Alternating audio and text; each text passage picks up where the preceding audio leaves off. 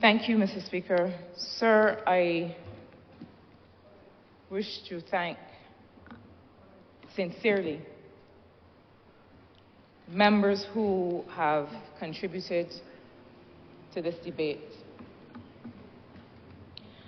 I believe, sir, that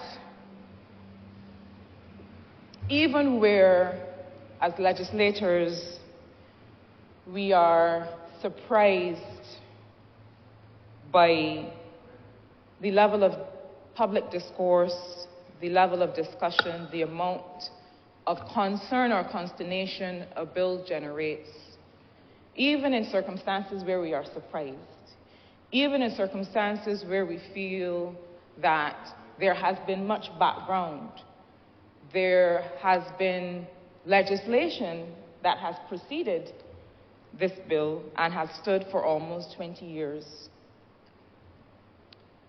Even where we sometimes do not understand the source of the concern or confusion, it is our duty, it is our responsibility to engage it, to engage the discourse. And so I am very humbled and pleased to have received all of the feedback that we have received. I want, through you, to assure the people of Barbados that we do not take lightly the concerns that have been expressed. And we have taken the time that we have taken because we do not take them lightly. There are people who, when they hear of notions, they may not have read the legislation, but their ears are to the ground and they hear notions and they are truly concerned. It is true that in some cases those notions are generated by people who have read the legislation, who do know better, who do know that it does not in fact do what they are purporting or does not threaten what they are purporting. Those people may generate concern and confusion for their own purposes, but that becomes contagious. And there are sincere, well-meaning Barbadians who have expressed some confusion, who have expressed some concern, and who have reached out to say, Minister, I hope that what I'm hearing is not true. And so it has been my responsibility and the responsibility of my colleagues who spoke before me and whom I thank, to not only engage in this debate here in this place, but to continue. That is our lot. As policymakers, as legislators, as those who serve, that is our lot. To continue to put people at ease to the extent that we can. And so I hope to be able to continue this conversation, but to stand firm on the fact that this legislation does not threaten people's freedom of speech. And this fact can be defended. It is clear in the text, it is clear in the proposed law, and we will continue to stand by that. Sir, I begin this wrap-up where the Honorable Attorney General, the Honorable Member for St. Joseph, began. And he began in a place that I think is very important, which is the Constitution of Barbados. And I make reference to the same paragraph, the same section 20 that the Honourable Member for St. James North made reference to.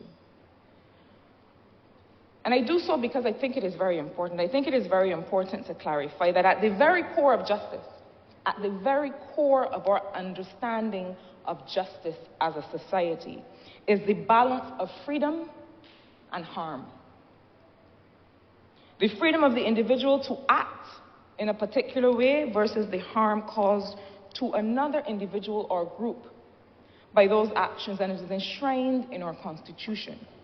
Except with his own consent, no person shall be hindered in the enjoyment of his freedom of expression, and that includes the freedom to hold opinions without interference, freedom to receive ideas and information without interference, freedom to communicate ideas and information without interference.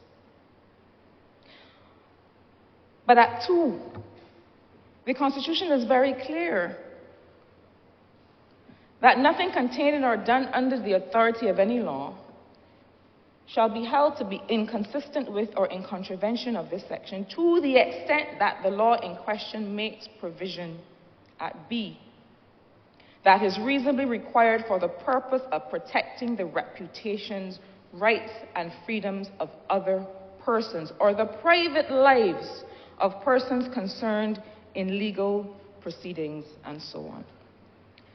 Sir, the balance of freedom and harm.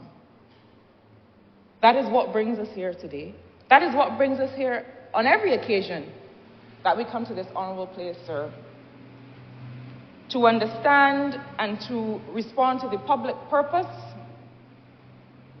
of a piece of legislation, the public mischief that we're trying to avoid, and overall the harm from which we are trying to protect citizens.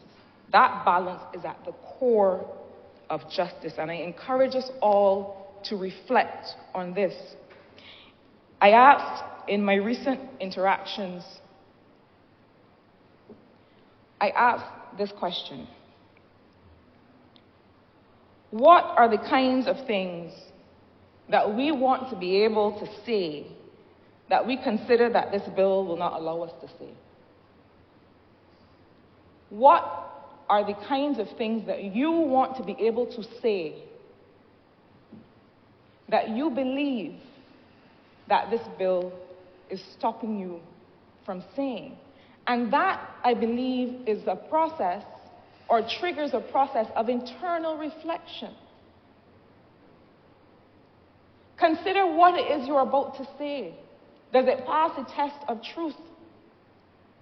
Does both its content and manner of communication pass the test of freedom from intimidation and freedom from harassment? If it does not pass that test, it should not require legislation to stop you from saying it. We exist in this society along with others. We exist in this society, in many cases, having to protect our neighbors, having to have regard to how our actions affect others. Beijers have long had a tradition of burning stuff, as we call it, of lighting fires in our yards to get rid of rubbish. But we know that there are people in our communities who have respiratory issues. And whether they have respiratory issues or not, whether they have health challenges or not, should be able to enjoy the freedom of not being smoked out in their own houses because you have taken a decision to burn stuff.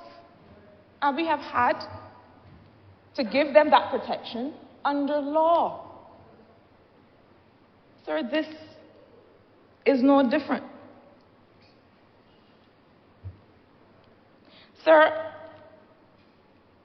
I believe that it is similarly important to answer some of the concerns that have been raised, and really to reiterate some of what has been said, because it is my judgment that we are going to be called on time and again to repeat ourselves in these matters. And I don't think that is beyond us. And I think that we simply have a commitment to do it as often as is necessary until people have a certain comfort in what we represent. Sir, the question was raised about why these matters do not remain in the area of civil action. And this has already been ably addressed by speakers before me, but I think it is important to simply restate that civil action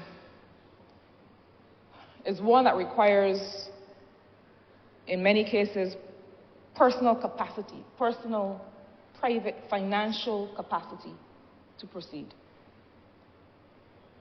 When an individual feels injured, feels harassed, feels that she or he is the subject of cyberbullying or some other offense under this act, that individual has to have the wherewithal to engage an attorney to proceed with civil action.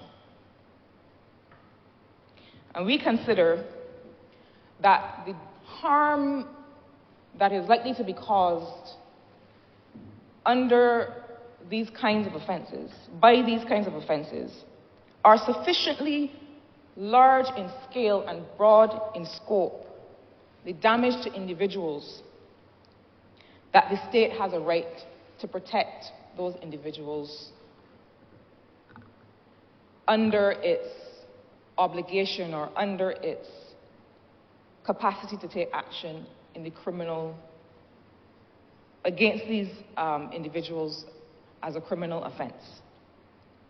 It is quite simply that the state has a responsibility to protect, and the state cannot proceed to take civil action against an individual. But the fact is that these are not personal matters. Sir, there are jurisdictions that have had to remove the decision of proceeding with prosecution from the complainant. There have been jurisdictions where the complainant had to be the one to agree to proceed with a charge of sexual assault or to proceed with a charge of grievous bodily harm, and so on. But those jurisdictions determined that, in fact, this is sufficiently injurious to the society as a whole, to the core of who we are, that we're going to remove that duty or that responsibility from you. We don't need the complainant to be able to proceed. We don't need the alleged victim to be able to proceed, even if the alleged victim does not wish to proceed. There are crimes that are sufficiently damaging to the entire society and that sufficiently undermine the values therein that we will proceed anyway. And I say that to say that this notion that things are just private matters between two people, sir, we had to remove that categorization and that characterization from gender-based violence. There was a time when an individual, a woman seeking protection under the law, would be told by those in authority, ma'am, this is a private matter. But it cannot be a private matter.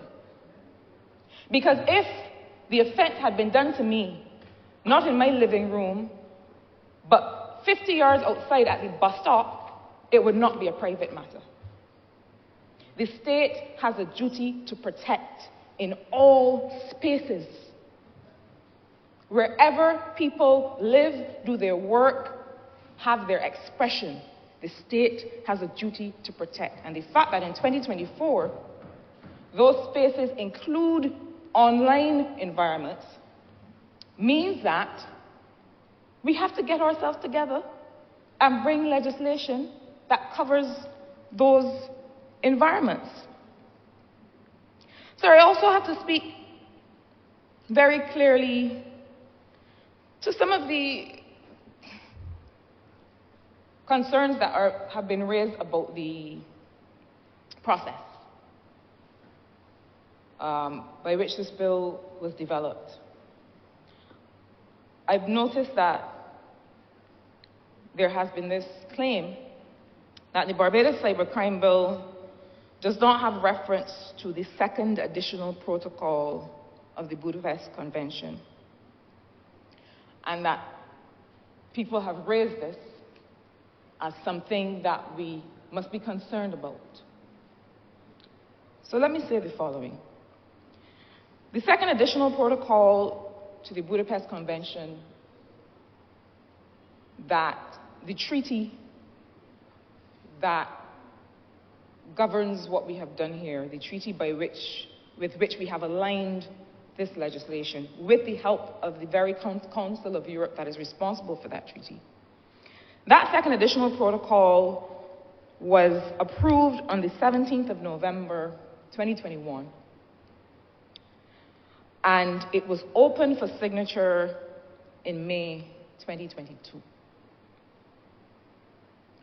So, sir, that by the time Barbados was finalizing this legislation in September of 2023 up until December, all of the issues raised in the protocol, the very reason that the protocol was added,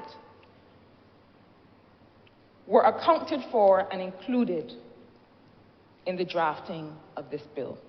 But let me go a bit further. The truth is that the additional protocol has two chapters. The first is with respect to language. So the various languages that are covered, because remember that this is a treaty that covers more than one country. And the Chapter 2, which addresses measures for enhanced cooperation with other territories. So really, the additional parts of the protocol do not go to the substance of the bill, do not go to the substance of any model legislation. They go to the way in which the parties collaborate with each other, as well as the language. But even so, it is not true to say, it is false to suggest, and sir, we're concerned today with matters of truth, objective verification, that the bill does not include the additional protocol. Because of the fact that since 2021, between 2021 and December 2023, we have continuously engaged the Council of Europe. That means that everything contemplated by the Council, all of the additions that they have made, are included in this legislation. But sir, I want to go a little bit further, because while we welcome and continue to welcome all of the engagement that we have had, we also feel that that engagement, all of the experts, all of the individuals who have a perspective, have to do so in good faith. I believe that if we engage, sir, when we go to the public of Barbados to tell them you must be concerned about that the government is doing A and B, do so in good faith, and do so, sir, with the full context. Give the country the full context. Sir, people may be interested to know that I would say one of the principal critics, but I will say the principal critic. And I don't use critic as a bad word. Criticism is good. Critical consideration of what the government does is good. But the principal critic of the legislation, and I believe people will know who I mean, wrote a paper whose publication date is January 13th, 2018. On behalf of or commissioned by the EU Commission. And that paper was meant to be a cybersecurity assessment of Barbados. January 2018, this report was written. And it says, this is written by the person who has been the most vocal about this legislation. And he writes, the Computer Misuse Act 2005 should be updated to include online exploitation of children, popular attack vectors and techniques, sexual violence online, cyber terrorism. Sir, you will note that all of these are covered under prohibited conduct in this legislation. I continue. Committing preparatory acts for cybercrime and other pertinent offences. He continues, Barbados should seriously consider signing on to the Budapest Convention on Cybercrime. The benefits of this decision include harmonization of domestic substantive law elements with global standards and best practices. Global standards and best practices. This individual was this week saying that the Budapest Convention does not represent the best practice in cybercrime. Barbados should seriously consider signing on to the Budapest Convention on Cybercrime. The benefits of this decision, sir, include harmonization of domestic substantive law elements with global standards and best practices, enhancing criminal procedural law powers, and setting up a quick and effective regime for international cooperation. I did not write that. The gentleman wrote that in 2018. If we are going to go to the country and raise concerns, sir, do so with the full context. I thought it was important to make that clear. Because, sir, this government recognizes that we are a small island, large ocean state, but small island state, that will need, in everything that we do, to draw on all the resources that we have. And we have tremendous talent here. So it is no benefit to the government to fail to or refuse to engage any individual. But my only humble request is that we do so honestly, and that if each party that is bringing ideas to contend together does so in full honesty, then every Barbadian will win. There is no one-upmanship to be had here. If we are honest and clear in our desire to make Barbados better, let us engage honestly in that regard, sir. Sir, I have to come to the notion, even though others have addressed it, that this legislation is meant to protect politicians. And the only thing I will say in that regard is that the legislation requires, establishing something as prohibited conduct requires the test of truth.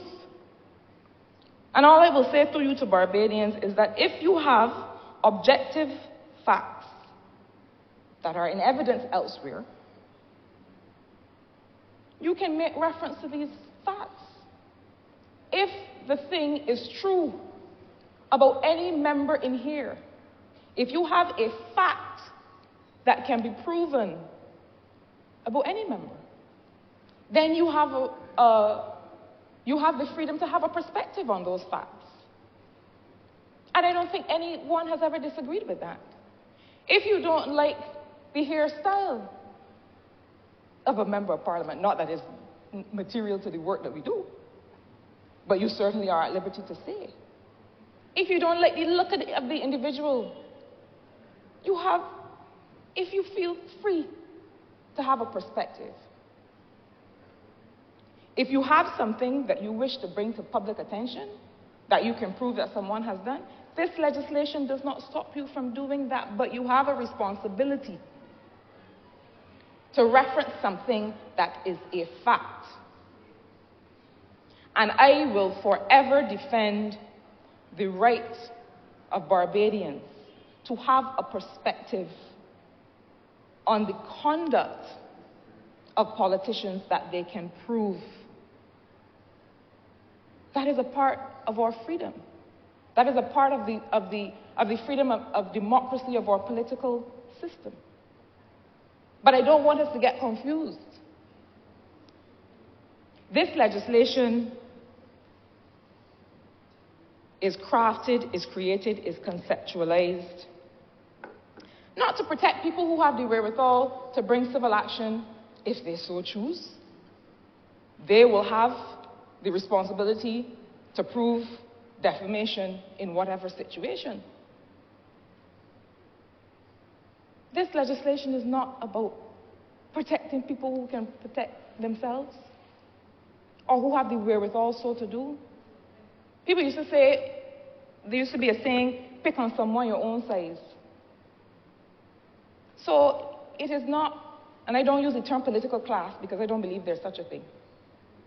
Because I believe that there are those of us who are still very firmly, by virtue of our families and how our families live, still very much affixed in the socioeconomic class that we grew up in. And the notion of political class suggests certain privileges that do not exist for all of us in this chamber. So I use the word politicians. This is not about politicians. This is about the young people who find themselves in the thick of a morass online and do not know where to turn. I use the example, sir, a gentleman said, why don't politicians go and solve the real issues that affect people? And I said to the gentleman, sir, and he said, this is about people's income and whether people can earn money and whether people can pay for what they want. And I said to him, sir, if you are a plumber and somebody goes online or via WhatsApp says that the member for St. Peter is a plumber, but when he watch it, because when he go in your house, he's taking your things. And circulates that online, with no regard to whether it is true or not. And then that member realizes that the call that he used to get to come and fix something here and there, he's not getting anymore. People no longer trust him to enter their homes because a rumor has been spread that he is not to be trusted around people's possessions. And sooner or later, he will lose his income. He will no longer be able to support his family. It will have repercussions for his children and their education and their health. If that is not a basic matter of being able to live and pay your bills, I do not know what is. This legislation protects people's lives and their livelihoods. And I encourage us to expand our brains to understand, expand our minds to understand that anything, sir, that is defamatory, if you write it with a marker and put it on a telephone pole, anything that is slanderous, if you stand up in Spray Street and shout it, anything that is libelous or slanderous and therefore is defamatory anywhere else is defamatory under this act. Nothing more, nothing less. And all this does is seek to protect people wherever they live their lives and wherever they engage. Sir, in closing, all I will say is the following. We cannot, on the one hand, be concerned about the security of our data or data that is in the hands of the state, and on the other, suggest that this cybercrime legislation is not needed. Someone asked yesterday about the digital ID, and I think that there's also a misconception about where this data is stored.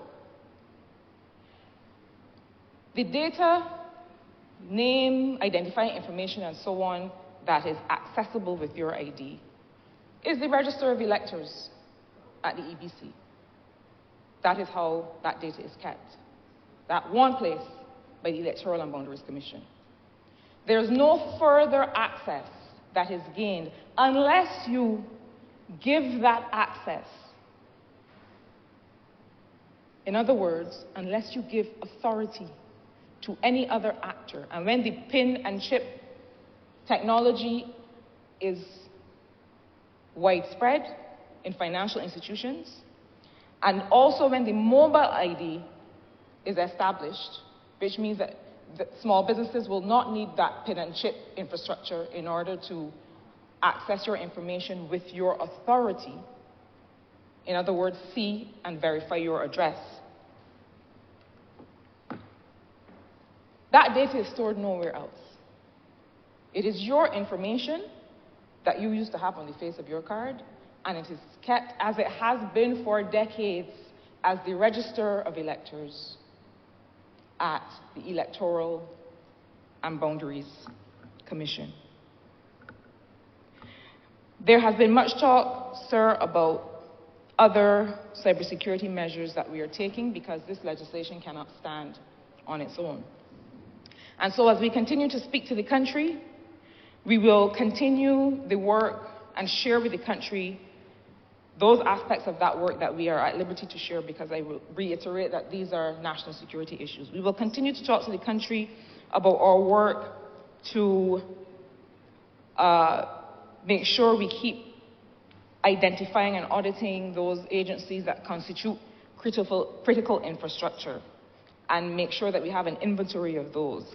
A continuous assessment and audit of those, risk-based assessment of those national critical systems, conducting cybersecurity exercises to test that critical infrastructure, establishing teams that continue to monitor the cybersecurity framework, continue to make sure that there's enterprise security, that there's acceptable use of technology, that we strengthen data protection measures, and especially the Office of the Data Commissioner as a regulatory body that should have reporting responsibility, not just to the minister, except in cases of breaches of private data. And so these are conversations that we continue to have. Importantly, we have to make sure that there's what the strategy calls a cybersecurity mindset. The Honourable Member for Christchurch East Central spoke about it at length in his very worthy intervention. That it is not just about what the state does to protect data and protect people from criminal interference. It is also about making sure that people understand that if somebody sends you a link that you're not sure about, don't click on it because you don't know where it's going to take you. If you're not sure that it's a secure payment portal, do not enter your credit or debit card information. These are the kinds of things that we have to strengthen understanding about. And we also have a responsibility as the ministry the ministry that is responsible for managing cybersecurity and the cybersecurity strategy, to make sure that the private sector is doing what it needs to do to secure you as citizens, because even though their data may not be interacting with government's data, we also have a responsibility to make sure that they are doing what is necessary to continue to protect the country, and that work continues. The last area of work that we will continue to invest more in and more heavily in is to look at the cyber skills shortage that we have, and to make sure that not just those people who are responsible for IT governance already in the roles that they play in and outside government, that those people's skills continue to be strengthened, but also to make sure that we have some succession planning when it comes to IT governance, to make sure that we are raising a nation of people with that facility, with that capacity, even if they will not go into a specific job in that regard. But this is a functional skill. This is a competency that is required to be alive today. And that has to be threaded all the way through the system, both in formal and non-formal education. So, sir, I end by reiterating the commitment of this government to protect citizens from cybercrime. I repeat that it is not a slick or sexy issue. It is an issue that goes to the heart of protecting people's lives and livelihoods and futures, and how they wish to express themselves. I encourage Barbadians through you, sir, to read the legislation. It's not very long. And I do think that it is simply presented. But we will also endeavor, along with the Ministry of Innovation, to share some smaller bits, smaller bites about what the legislation does and does not do, because I do believe it is our duty to take people in our confidence and to let people know that wherever their concerns are expressed, that we take seriously our duty to reassure and explain. Sir, I commend this bill to this honorable chamber and beg to move that it be read a second time.